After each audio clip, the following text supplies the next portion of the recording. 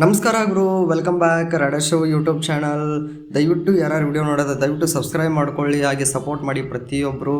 ಇವಾಗ ನೋಡ್ಬೋದಪ್ಪ, B T V ಮೇಲೆ Rajani express ಅಂತ ಅಕ್ಕವ್ರು ಏನಿದ್ರಲ್ಲ, ಅವರು ಬಿ ಟಿ ವಿ ಮೇಲೆ ನ್ಯೂಸ್ ಚಾನಲ್ ಮೇಲೆ ಏನಪ್ಪ ಒಂದು ಕೇಸ್ ಮಾಡಿದ್ದಾರೆ. ಯಾಕಂದರೆ ನೋಡ್ಬೋದು, ಅವು ಬಿ ಟಿ ವಿ ಅಂತ ಅಲ್ಲಿ ಬರುವಂಥ ಪ್ರತಿಯೊಂದು ಟೆಲಿಕಾಸ್ಟುಗಳು ನೋಡ್ಬೋದು.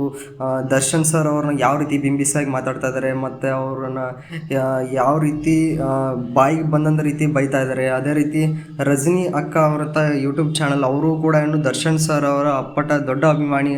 ಅವರು ದರ್ಶನ್ ಸರ್ ರಿಲೇಟೆಡ್ ಅಂತ ವಿಡಿಯೋ ಮಾಡ್ತಿದ್ರು. ಹಾಗಾಗಿ ರಜನಿ ಅಕ್ಕ ಅವರು ಏನು ಅವರು ದರ್ಶನ್ ಸರ್ನ ಆ ರೀತಿ ಅವರು ಹೋಗಿ ಹೇಳಿದಾರಂತೆ ಪವಿತ್ರ ಗೌಡ ಅವ್ರಿಗೆ.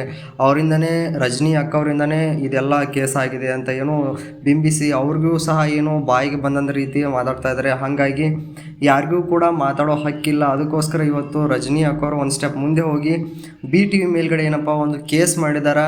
ಅವ್ರಿಗೂ ಕೂಡ ಏನು ತಪ್ಪು ಇಲ್ಲದೇ ಇದ್ದರೂ ತಪ್ಪು ಮಾಡಿದ್ದಾರೆ ಅಂತ ಏನು ಆಪಾದನೆ ಹೊರಿಸ್ತಾ ಇದ್ದಾರಲ್ಲ, ಅದಕ್ಕೋಸ್ಕರ ಇವತ್ತು ಕೂಡ ರಜನಿ ಅಕ್ಕವರು ಇದ್ದರು ಪ್ರತಿಯೊಬ್ಬರು ಹೋಗಿ ಅವ್ರು ಏನು ಮಾಡ್ತಾರೆ ಅಂದರೆ ವಕೀಲ್ ಅವ್ರನ್ನ ಭೇಟಿಯಾಗಿ ಆ ಬಿ ಟಿ ವಿ ಮೇಲ್ಗಡೆ ಒಂದು ಕೇಸ್ ಹಾಕಿ ಆ ಟೆಲಿಕಾಸ್ಟ್ ಆಗದಂತೆ ಏನು ತಡೆಗಟ್ಟಿದ್ದಾರೆ.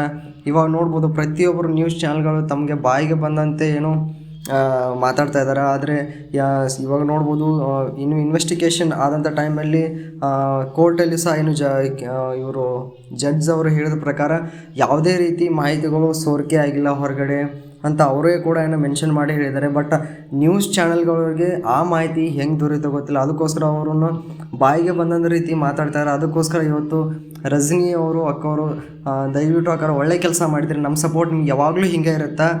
ನಮ್ಮ ಡಿ ಬಾಸ್ ಅಭಿಮಾನಿಗಳು ನಿಮ್ಮ ಬೆನ್ನಿಂದ ಯಾವಾಗಲೂ ಇರ್ತಾರೆ. ಇದೇ ರೀತಿ ಸಪೋರ್ಟ್ ಮಾಡಿ ಅಕ್ಕ, ದಯವಿಟ್ಟು. ಥ್ಯಾಂಕ್ ಯು ಅಕ್ಕ.